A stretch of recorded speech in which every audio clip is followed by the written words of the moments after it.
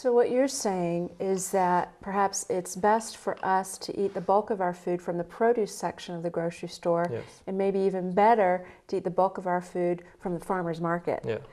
or from our own garden, or from a community-supported garden, or something like that. That's right. Okay.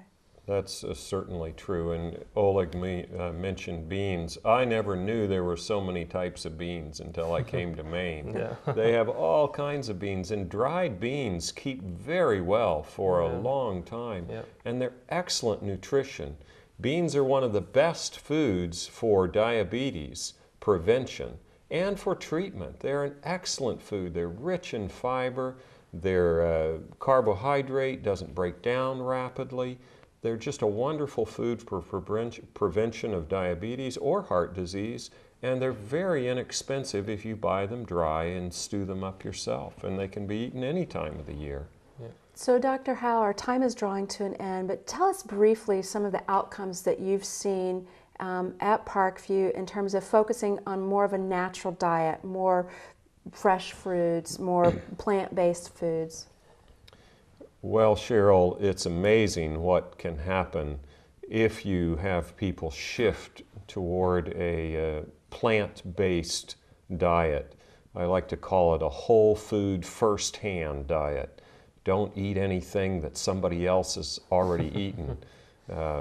And that's really a vegetarian diet with minimal fats that are refined and minimal carbohydrates that are refined.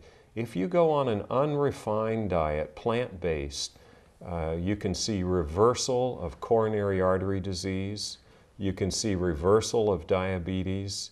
I was at a conference recently where the president of the American Academy of Preventive Medicine made this statement.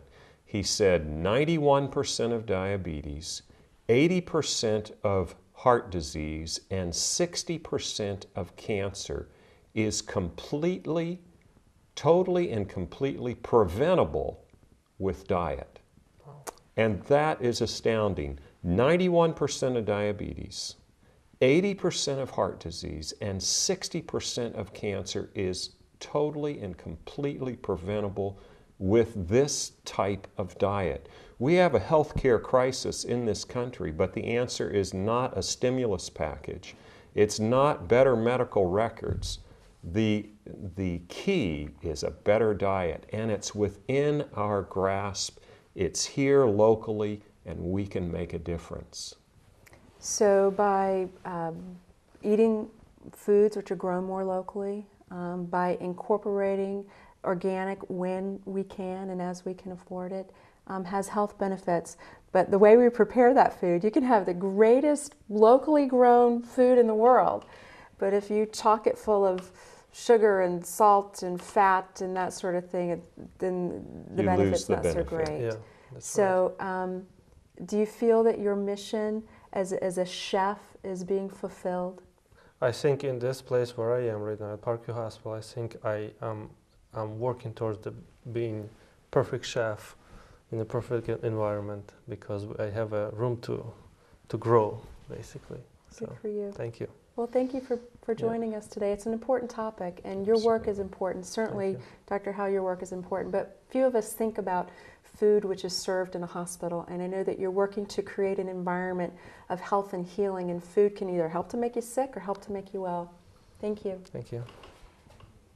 And thank you for joining us today on Healthy Living. My name is Cheryl McWilliams.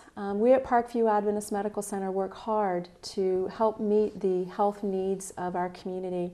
And we're very thankful for Dr. Timothy Howe, who joins us regularly on this show, and Chef Oleg Opalnik for sharing their expertise. I hope that you, in your own homes, will take the time to consider what you're eating, how you're preparing it, so that we as a community, as a society, and as a nation can begin to use food as medicine and begin to take control of our own health, decreasing our risk for diabetes, decreasing our risk for heart disease, and all the other ailments that go along with somewhat of a fast-paced, hectic lifestyle in America.